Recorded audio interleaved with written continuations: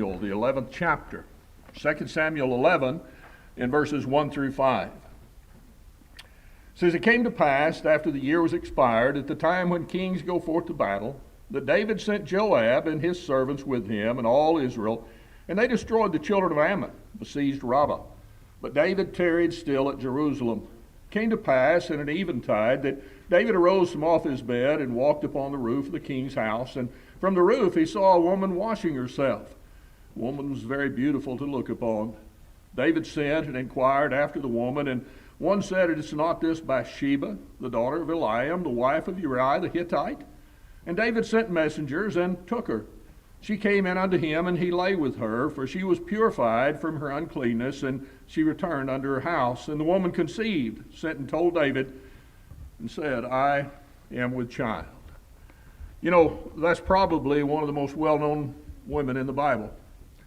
As you look and you think about Bathsheba, she's known by so many, but for a bad reason. Committed adultery with the king. She had that child out of wedlock, the child that died. So a lot of times people don't want to look at her. Don't look at this event. There's nothing you can learn from there. It's all bad. And then, of course, you find some people, they misunderstand what the Old Testament's about. The writer in Colossians, the 2nd chapter, in verse 14, affirms that the Old Testament has been taken out of the way, blotted out, and nailed to the cross. And we're thus no longer under that old covenant, which is a very good thing. But there are the things that God said we can learn from. In the book of Romans, the 15th chapter, in verse 4, they're there for our learning. And so I want to look at this, and a few months ago, I thought it was a couple of months, and I looked, and it was back in October of last year, that I preached a lesson on David. And we saw lessons from David in this account. And my intention at that time was to look not too long after that to Bathsheba, and so here we are. Things come up, I see things that I think, okay, this needs to be preached on or whatever, and so this was put off a bit. But thankfully, it's waited a long time. The account is still there, and we can still learn the lessons from it. Now, whenever you think about Bathsheba, on your handout, this information is there, so I'm not going to spend a lot of time on it. She was the daughter of Eliam, the wife of Uriah the Hittite. She was seen by David whenever she was bathing on a rooftop or cleansing herself. And seemingly, in verse 3, she was known throughout the city. He inquired after her, and people knew, oh, that's Uriah's wife. And then she was brought unto David. He sent messengers to take her, and she came at his command. And I hope we don't have the whole story there as to those events. But she conceived a child by David and bore that child. But David then, as we know, had her husband killed. And whenever she heard of her husband's death, she mourned for him. And under the Jewish system, there was a time of mourning, but the custom was that if the mourning was there, she was married, that it would be a little longer time to see if, she was with child and whose child it was, trying to determine it. But it seems that the minimum amount of time was done, and so she then was taken as David's wife. But then sadly, as we know, the child died because of the consequence of the sin that had been committed by David. In 1 Chronicles 3 and verse 5, you find that she and David had 4 more children after that. And of course, we know Solomon was the most well-known amongst them. Now, a lot of people believe that since Solomon was born unto her and she was named beloved of the Lord, and that she herself is mentioned as the mother of Solomon in Matthew 1 in the genealogy, that's an indication clearly that she did deal with this sin with God. But you get into supposition, what do you think? And that's the only way to look at it. But obviously, as you look at it, she was a woman of courage and wisdom. She dealt with a lot of things, as we find the account of her with David. And for example, whenever Adonijah, he wanted to be king, he was going to take the position of king, though it was not rightly given unto him. And she intervened and worked to make sure that Solomon would retain that which was promised unto him, and clearly was done by the providence of God. But she interacted in that.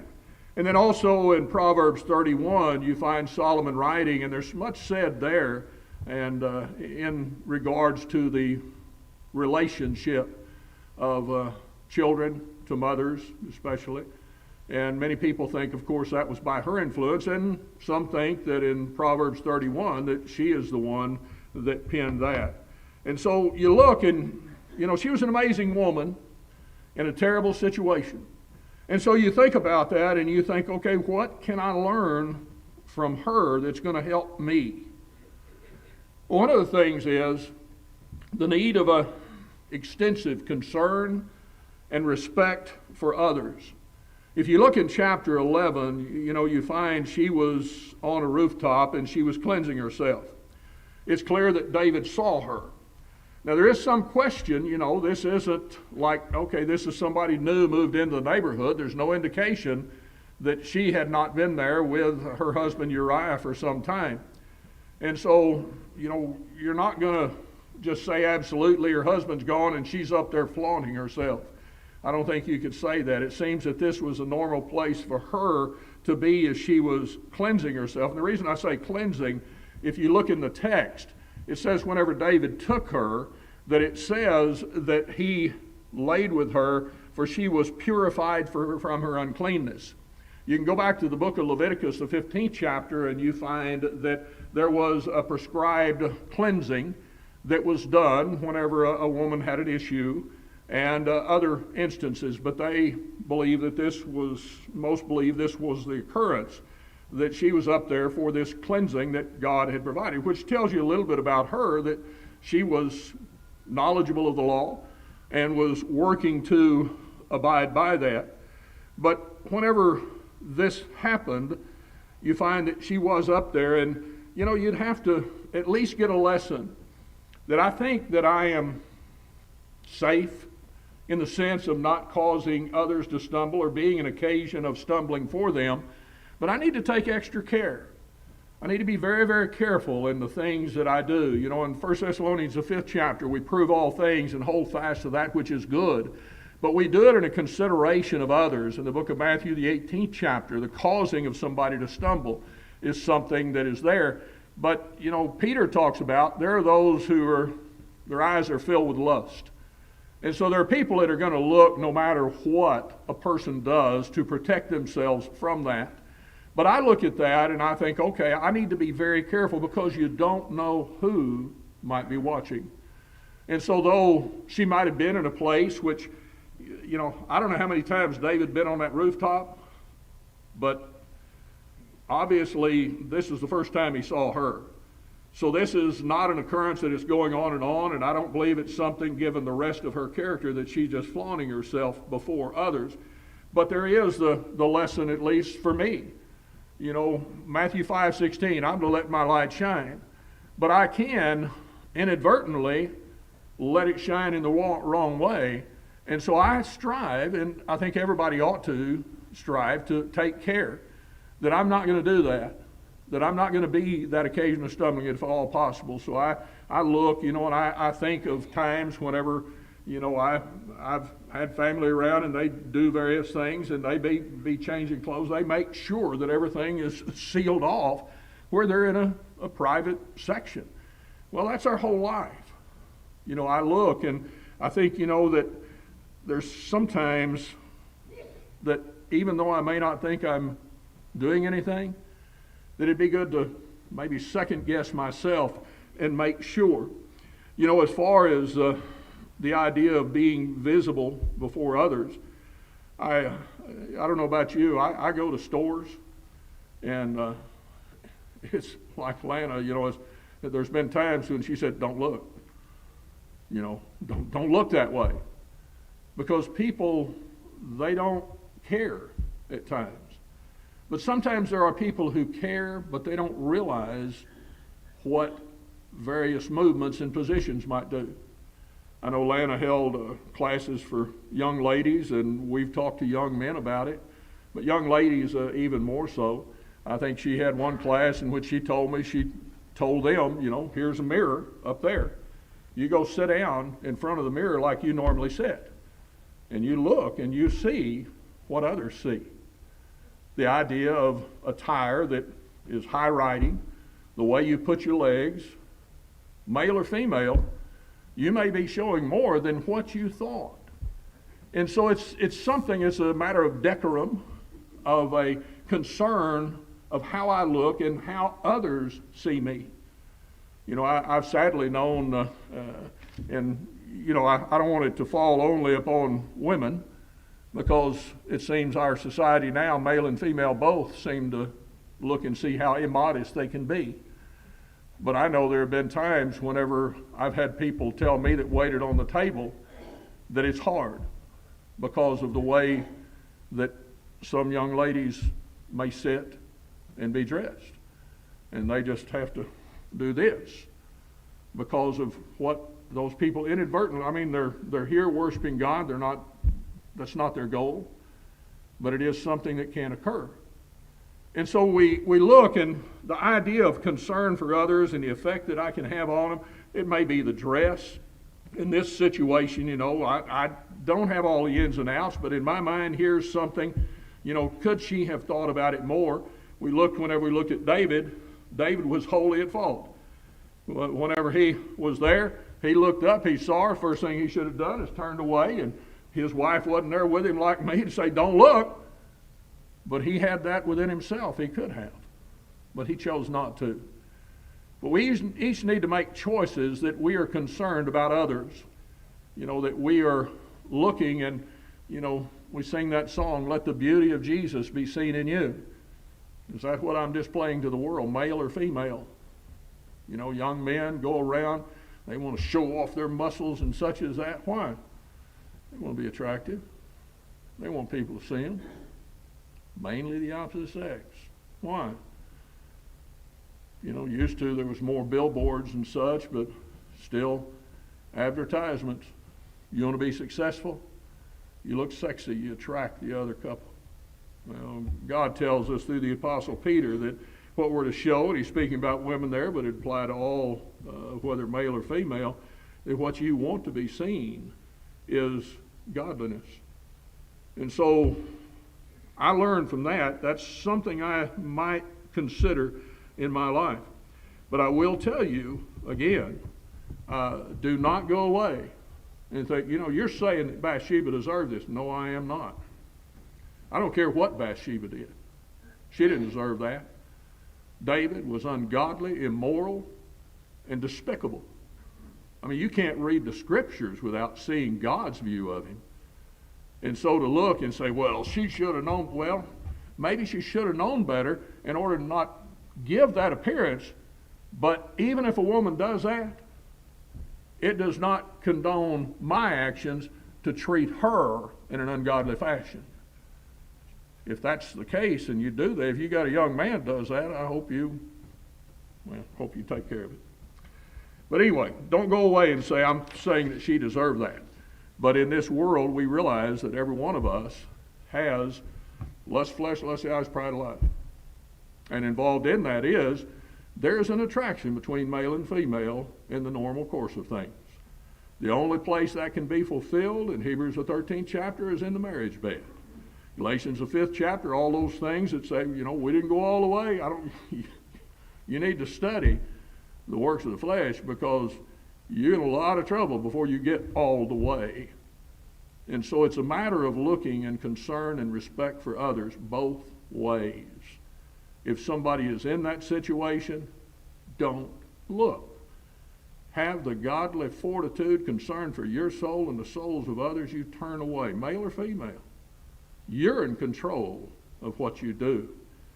But be concerned and have that respect for others. And then there's a matter of danger. I look at this, and as we've already seen, I have a great respect for who Bathsheba was. She failed. But I look at that and I think, how could that have happened? How could she do that, knowing who she was, just what we know of her before this incident, which revealed as it goes through there? How does that happen? And that's a question that so many times I've asked.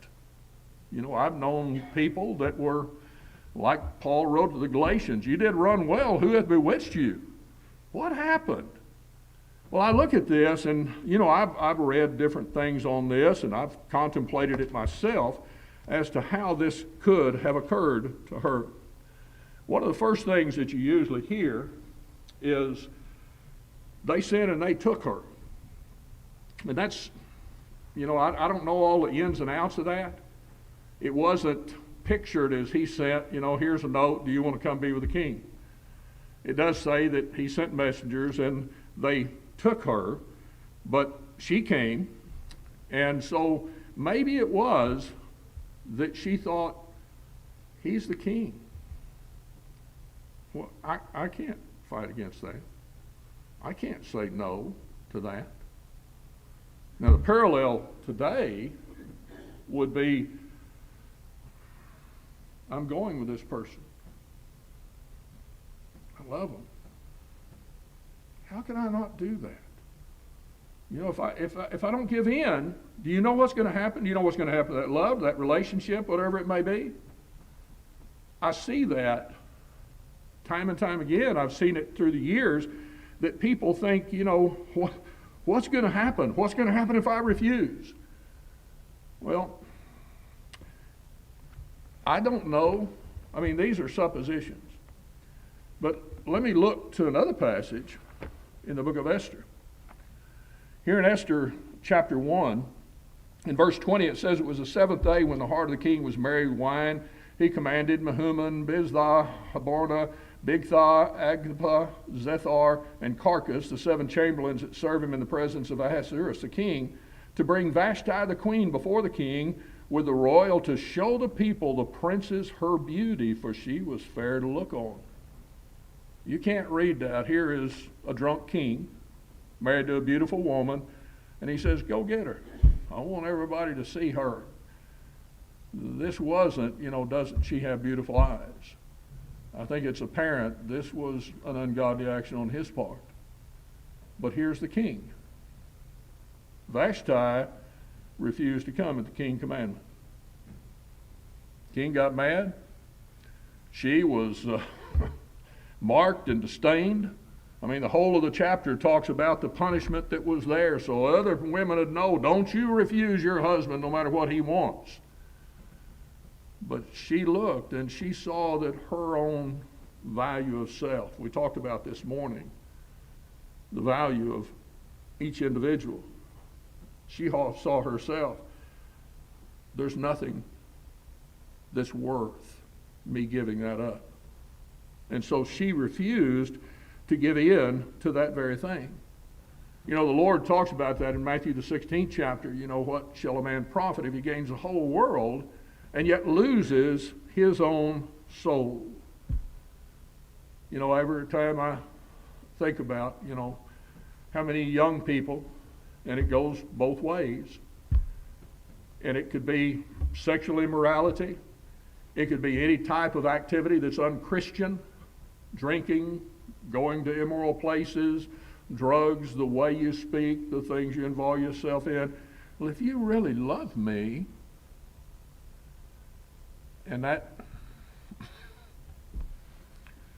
makes you want to look and think, why would that person even call that love? And yet how many succumb to some aspiration? I've got to be accepted of the king. I've got to be accepted of my girlfriend, of my boyfriend. I've got to be accepted of my boss. You see things on TV, and I realize it'd be a horrible situation.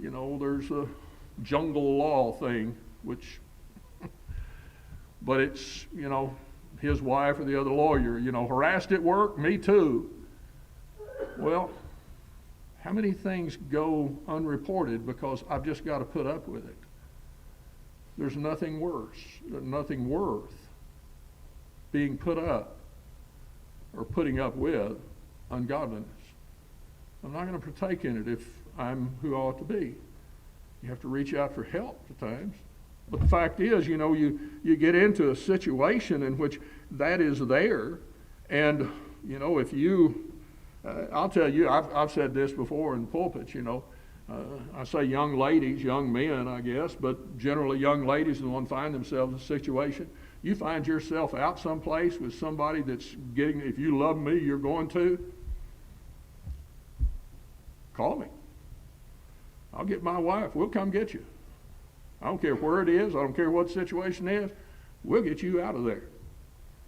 There's nothing worth putting up with such ungodliness that is there. But some think, maybe that's the situation that Bathsheba was in. Another account you might read is over in the book of Genesis, the 39th chapter. Here's a young man, Joseph. Temptations go both ways. Young Joseph. And here's this woman of the house. She kept seeking to have him lay with her. And finally she reached out to grab him. He left his coat and ended up in jail, in prison, because of his refusal. I mean, whether it be Vashti or whether it be Joseph, whatever age you are, male and female, look to them for role models. It doesn't matter what it is. Nothing is worth giving up your godliness. Nothing is worth giving up that. Now, again, I am not talking about, you hear about date rape and such as that, or rape itself. You're not a guilty party in those things. And I have my own ideas. I'd be glad to talk to you personally on how those things ought to be taken care of. And it's not a pretty sight. But I think that there ought to be laws that make sure that will never happen again to people that do that. But again, look for help.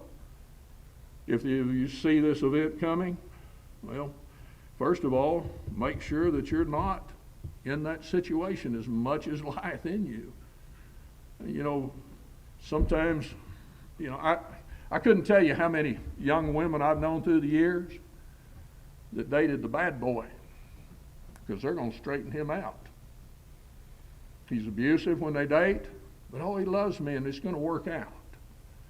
He does things inappropriate when they date, but he's going to be better in the future. Run. Get away from those people. And again, if you need help, you do that. But if you get caught in a situation, the next point you need to look at, don't let failure win.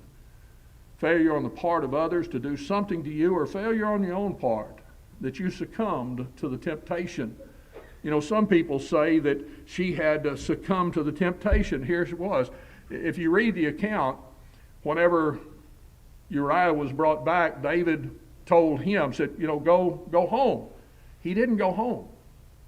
And so, sometimes I've had one man tell me, said, well, she was obviously a woman that her husband did not care for her properly at home. He was not around her, and so he just neglected her. And so here is David. He's going to pay attention. I don't know. I don't think that's so, but the fact is, take care of your own home. If you're in a marriage, take care of your marriage. You're to love one another. You're to be there for one another. You're to care for one another. You're to comfort. You're to encourage. I mean, marriage is more than just a sexual relationship. It's everything about it. And don't get in a situation where somebody's going to look for something outside. Some will do it no matter what. But don't be the cause. And if you do find yourself in that and things happen, maybe terrible things have happened to you. Maybe you have been mistreated, abused. Whenever you look at those things, maybe you have given in to things that you knew you should not have done. But one of the lessons that you learn is don't let failure win. Whether the situation was foisted upon you, number one, if somebody does that to you and you have resisted it, it's not your fault. Don't feel like you have failed. But even if you have succumbed to it, willingly, for foolish reason, whatever it may be, don't let that failure win. You look at Bathsheba, and you see that she didn't let what happened in 2 Samuel 11 control her life from then on. Think of the influence that she had on so many. Here is one who rose to be a servant of God, one that brought forth and encouraged Solomon. She was named in the genealogy in Matthew 1.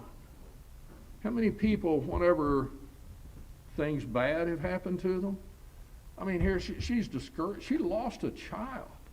Her husband was murdered. I don't think she knew that he was murdered, but he died. A husband died, a child died. But she didn't stop. She kept on. She pressed forward. And so I need to, number one, if I sin, whether it's this or any other, don't let that sin control my life. The Apostle Paul, if you look in the New Testament, you tell me who you think this side of Jesus was the greatest servants you can read of in there. And I think the majority of people would go to Paul. Some may go to another, but I look at Paul. But you realize that he was the chiefest of sinners by his own admission? Yet he pressed on. He didn't let that pull him back. Oh, he remembered what he'd done. In the book of Ephesians, the 2nd chapter, the writer says, you remember what you were. But then he points out, I think it's Ephesians 2 and verse 13, you can look, but you'll find the verse. But it starts with these two words, but now. You ought to underline those. I read it often because he talks previously whenever you sin like the other Gentiles. You were without hope. You had nothing. But now in Christ. I mean, the blood of Christ has made me who I can be in God's eyes. And my past is past. One of the strongest weapons the devil has, I have found, is past. He wants you to remember. At times I say, I wish my forgetter worked like God. Whenever I deal with God, the sins that I've repented of, he says, I'll remember them no more. They're remitted, they're washed away, they're taken away. And so I look, but I still remember it. And it affects my life. It affects me, and I have to battle it back. Because if I let that come up, the devil wins. Well, I remember what it was. I remember the troubles it caused. I remember the horror that it brought into life in various ways. And I don't want to go back. But I don't look and say, well, I can never be. No, I can be. I am a new creature in Christ. And so don't let that sin keep you back. Don't let grief keep you back. Keep on and press on to do the things that have been put before you. And as you face those things, realize, Bathsheba did it, and she didn't have what we do. 1 Peter 5 and verse 7, cast your cares upon him, for he careth for you. Oh, there was prayer there. But she didn't know about prayer what you and I know about prayer. She didn't have the intercessor that you and I do. She didn't have the blood that had been shed for the remission of sins. Hers looked forward, but now we look and we say, yes, God has shed that blood for me. So you look for that help and look for it on your knees as you go to God. Look for it as you go and you look to others. Galatians 6 and verse 2. Bear one another's burdens. 1 Corinthians, the 10th chapter, verse 13, the things that happen to us are common to all men. Find somebody that maybe you think understands a little bit about what you're going through and sit down and talk with them and join together and pressing forward. The Apostle Paul spoke about the things that he put behind. Forgetting these things, I press on towards the prize. Well, I don't know everything he said, but you look at that, and I really think Paul, what some of the things, and this is from the book of Jack, I think he put behind the idea of anything that he had done before, persecuting the Son of God, as you read about in Acts 9. He put that back and said, okay, that's not going to be a burden I'm carrying anymore because God has forgiven that. But he looked on to that hope. Hebrews, the 6th chapter, in verse 19, I have hope as an anchor of the soul. I have something I can hold on to. The song that we sang, Jesus, that blood that he gave, it'll snatch you out of those angry waves. You know how that happens? You hold on to that rope, that hope that is there that leads to that heavenly home that we press on toward. And you don't let it go. The devil wants you to say, oh no, there's no way you can do this. God says, yes, you can. And so you hold on to that hope that is there. You find somebody to help you with it. You cast your cares upon God, and you press on. Is it going to be easy? No. The memories of the things that have been in the past, the discouraging things, the horrible things, whatever it may, every sin is horrible. You look and you say, thank God that I've been forgiven. And thank God I'm not walking alone. The Apostle Paul in 2 Timothy in chapter 4, everybody forsake him. He didn't have anybody to cast his burdens on. But he said, nevertheless, the Lord stood by me. Do you think Jesus was standing there beside him? Physically? No. But he knew the promises of Jesus.